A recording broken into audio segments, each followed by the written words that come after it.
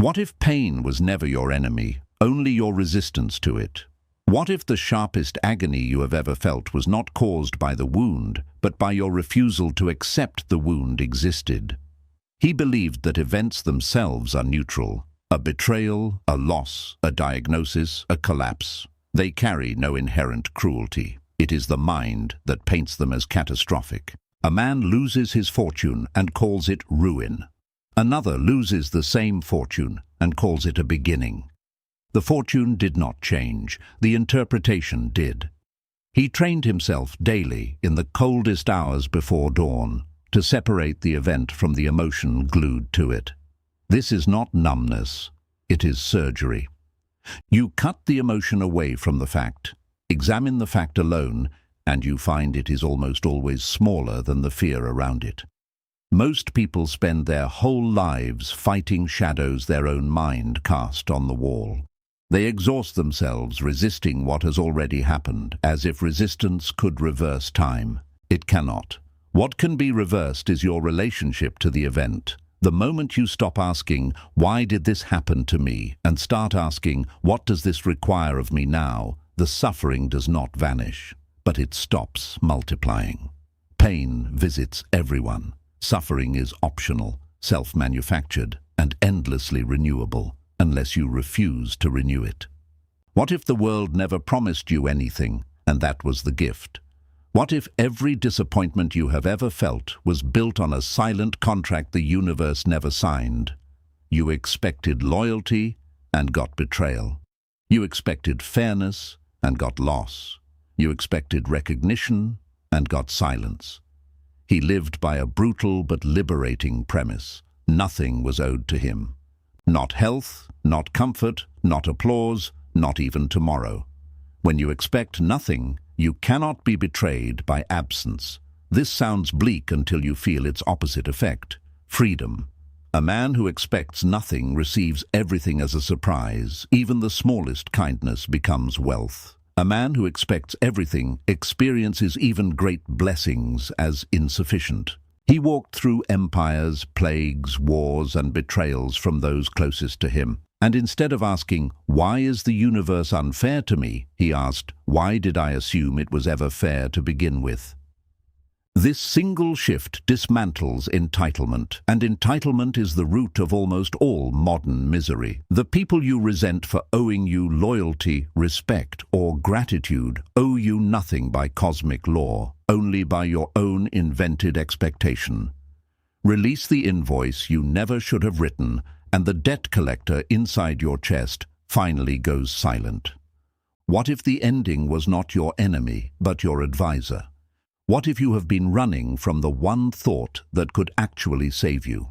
He kept death close, not as a morbid obsession, but as a disciplined advisor sitting quietly at his side. Every morning he reminded himself that this day could be his last, not to induce fear, but to strip away the noise. When you truly believe your time is limited, you stop wasting it on grudges, on approval seeking, on rehearsing arguments you'll never have. Urgency replaces apathy. Clarity replaces distraction.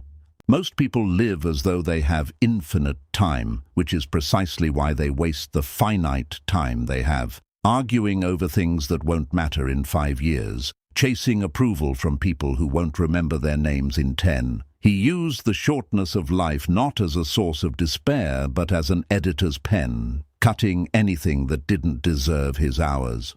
Imagine treating today as the final draft, not a rehearsal. You would call the person you've been avoiding. You would forgive the debt you've been holding on to out of pride. You would finish the work you keep postponing for someday. The ending is not the tragedy. The tragedy is spending decades pretending it will never come, and therefore never truly living inside the time you have.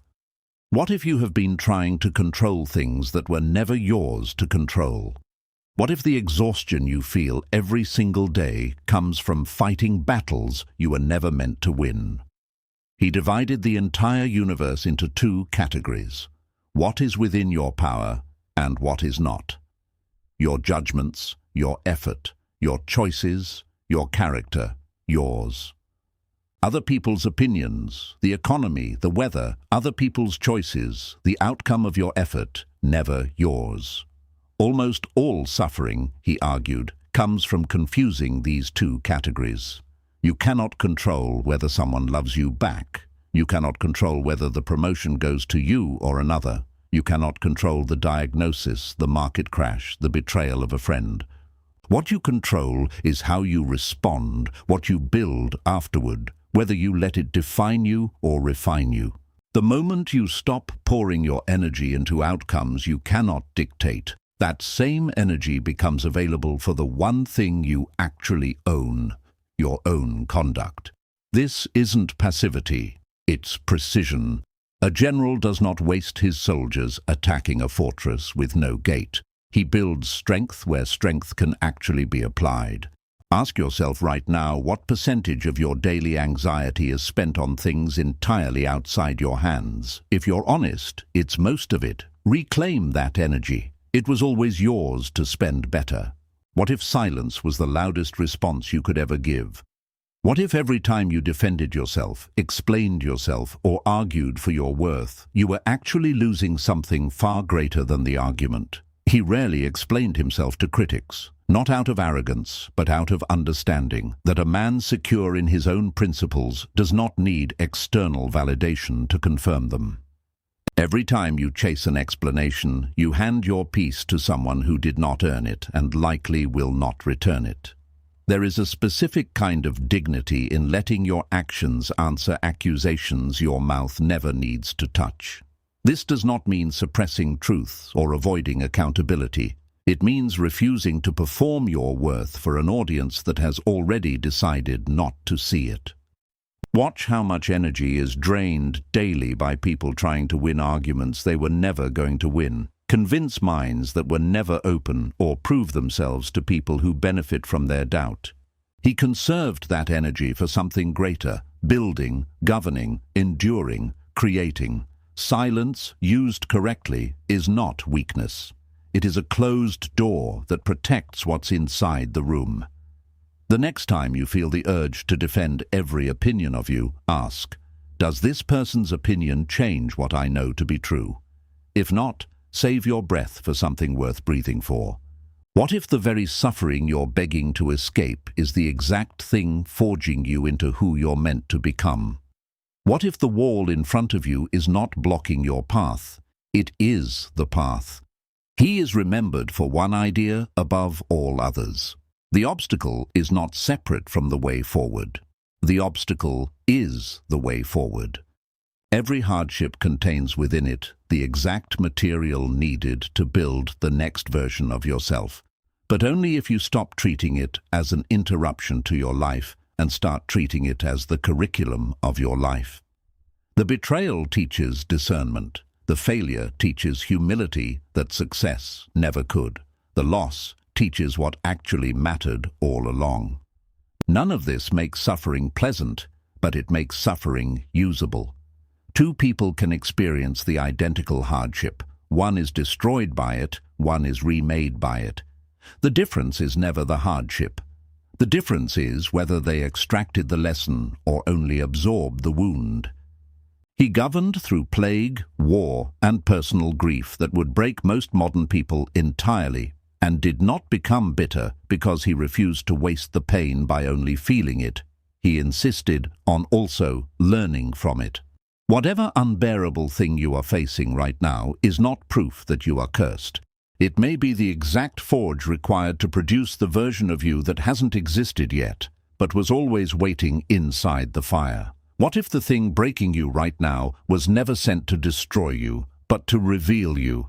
There was a man who ruled the most powerful empire the world had ever seen, and yet, every single night, he sat alone with a blank page and wrote not to the world, but to himself, because he understood something almost no one around him did. The throne outside meant nothing if the empire inside was in ruins. He buried children. He buried friends who betrayed him before they died. He led armies through plagues that emptied entire cities. He was surrounded by flatterers who smiled to his face and schemed behind his back. And through all of it, he never once wrote a single line demanding the universe explain itself to him. Instead, he asked himself a harder question.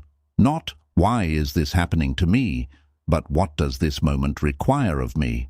That single shift is the difference between a life that breaks you and a life that builds you. He believed that nothing outside of you, no insult, no loss, no betrayal, no diagnosis, has the power to harm your character unless you hand it that power yourself. The event is neutral. It is your judgment of the event that either wounds you or steadies you. Someone can take your title, your money, your reputation, even your freedom, but no one, not one person on this earth, can force you to surrender your integrity unless you willingly hand it over. That is the one fortress no enemy can breach unless you open the gate yourself. He did not wait for the world to be fair before he decided to act with honor. He understood the world had made him no promises, no promise of comfort, no promise of loyalty, no promise of tomorrow. And so, instead of drowning in the resentment of what he was owed, he built his peace on what he could actually give, his effort, his discipline, his response. Every morning, before the sun touched the walls of his tent, he reminded himself that today he might encounter liars, the ungrateful, the arrogant, the deceitful, and he decided, before ever meeting them, that none of it would be permitted to poison the one thing that was truly his own character. Not because he was naive about people, because he refused to let other people's corruption become the architect of his own. He kept death close, not as a source of dread, but as a teacher standing quietly at his shoulder. Every dawn could be his last, and rather than paralyzing him, this truth sharpened him. It burned away the trivial arguments, the petty grudges, the performances for people whose opinions would not matter in a decade. When you actually believe your time is limited, you stop postponing the apology, the forgiveness, the work that matters, the honest conversation you've been avoiding for years. He divided his entire existence into two piles, what he could control and what he could not, and he stopped wasting his life mourning the second pile. Your opinion of him, not his to control. His own conduct in response to your opinion, entirely his. The market crashing, the empire under siege, the betrayal of someone he trusted, not his to control. How he governed himself in the middle of the wreckage, entirely his. This is not resignation. This is where all his power was hiding the whole time. In the one place he never lost jurisdiction over, himself. He rarely defended himself to his critics. He let his actions answer what his mouth refused to argue. Because he understood a truth most people never learn, that chasing the approval of people who have already decided not to see you clearly is a war you can never win, and every round you fight in it costs you peace you will never get back. And when the hardship came, and it always came, he did not ask to be spared from it. He asked what it was trying to teach him. Because he had come to believe, through years of loss most of us will never know, that the obstacle blocking your path is very often not blocking the path at all. It is the path. The betrayal teaches you who to trust. The failure teaches you what actually matters. The grief teaches you what you should have said sooner. Nothing is wasted on a mind willing to learn from it. So if life feels unbearable right now, if the walls feel closer than they've ever been, understand this. You are not the first to stand exactly where you are standing. A man once stood in far worse ruins, with far less certainty, and he did not wait for the storm to pass before deciding who he would be inside it. He decided first. Then he let the storm do whatever it was going to do. Because in the end, no one controls what happens to you, but somebody has to decide who you become because of it. That decision was never in the hands of your enemies, your circumstances, or your suffering. It was always only entirely in yours. This is not a story about a man who never suffered.